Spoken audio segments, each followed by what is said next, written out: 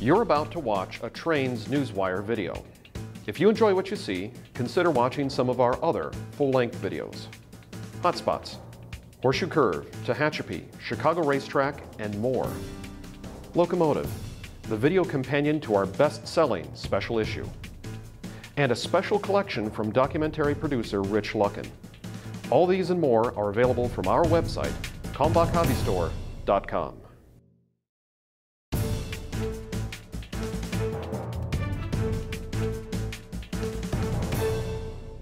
Happy Friday, Trains readers. It's December 21st. I'm Brian Schmidt. And I'm David Lassen. This is your weekly Newswire video update. It's also your last weekly Newswire video update for 2018 because we're taking next week off. So enjoy this one, and we'll pick it back up the first week in January. Probably, though, with Jim and Steve. Yes. I would guess. Yeah. So what do you have for us? Couple things we should note for our readers that we're in the process of announcing our top 10 Newswire stories of the year. Yeah. We, at this moment, have posted up to number 5. Yeah. We're working down to number 1. Number 4 will be up later today, possibly by the time you see this. Couple that I would highlight. Number 6 to me is an interesting one. It was runaway trains. Yeah, it happened a lot of places. A lot of them this year. Yeah. The biggest one being the mining train in Australia, where the one-man crew, and here's your argument against one-man crews, the guy got off to take a look at a car that apparently had a problem, and the train took off without him.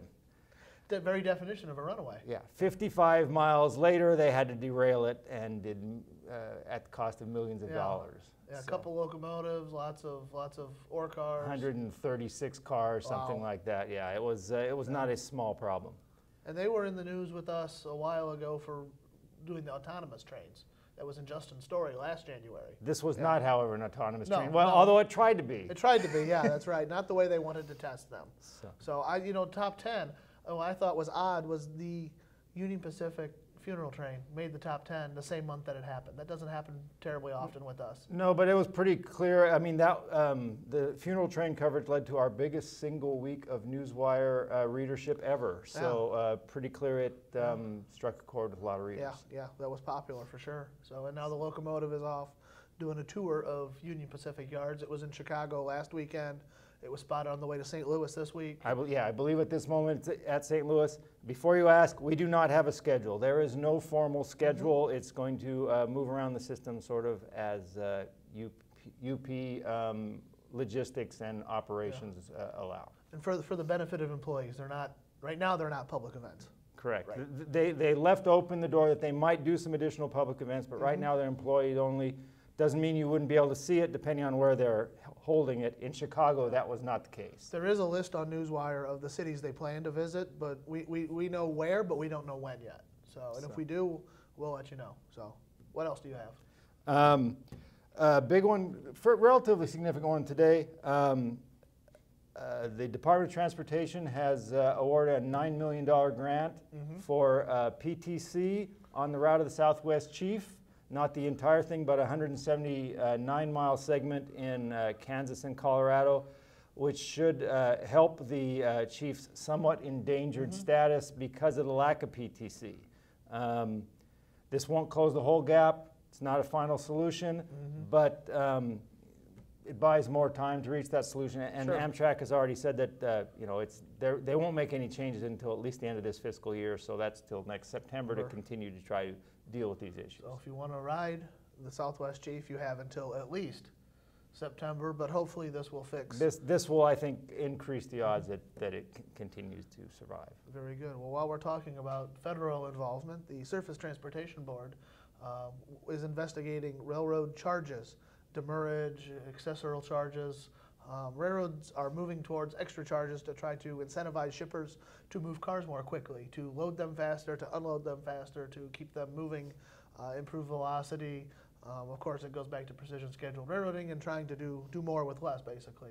And railroads there's been tons of improvement, or there's been room for tons of improvement that just hasn't come it's a standard metric is it takes a month for a boxcar to make a turn. And when you look at the cost of a boxcar, this is something we've reported on quite a bit. Look at the cost of a boxcar, you can never earn that cost of capital back turning it once a month. So how do you how do you make more money off of that boxcar that's now over $100,000? You turn it quicker, and you need to incentivize shippers to do that.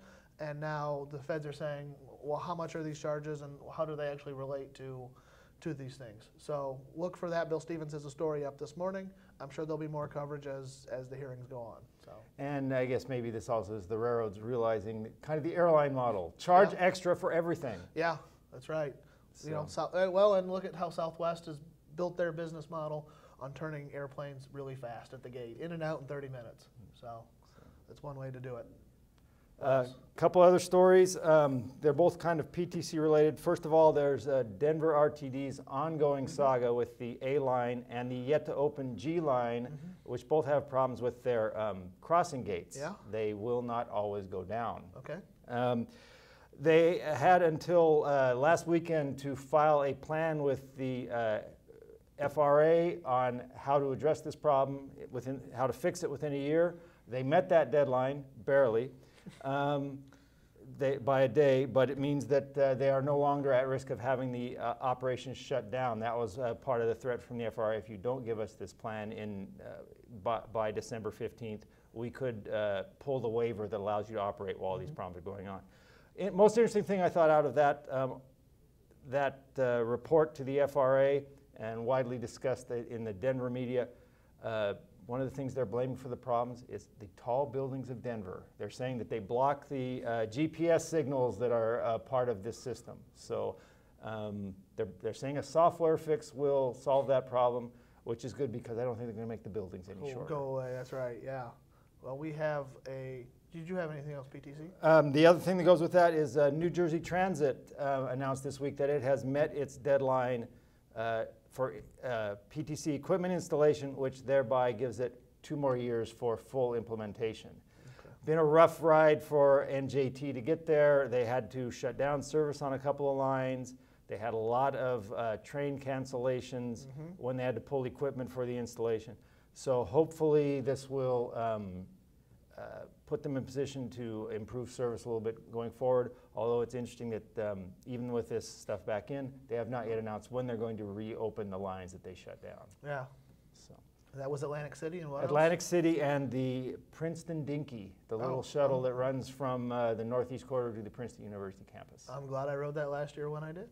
So, a somber note, PTC related, is the 1-year anniversary of the fatal Amtrak 501 derailment was earlier this week. Justin Franz updated our coverage. There's not a lot to update, but he went and recapped everything that we know a year later, and we're still waiting on the final, I guess it's the NTSB, the National Transportation Safety Board, report on that incident. So. And the resumption of service on the new line, the Point Defiance cutoff. I was there this summer.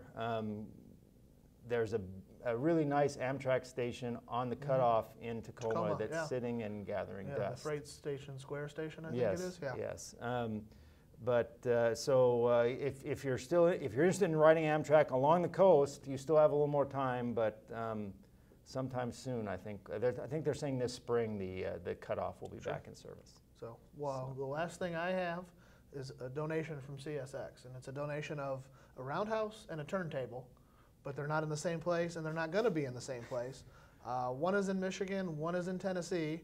Well, one is going to Tennessee, and you can find out more with 2 different stories on Newswire. So that's all I have. Do you have anything else? That is it. Let's just wish our readers a happy holiday, Merry Christmas, Happy New Year. We will see you in 2019. All right, thanks for watching.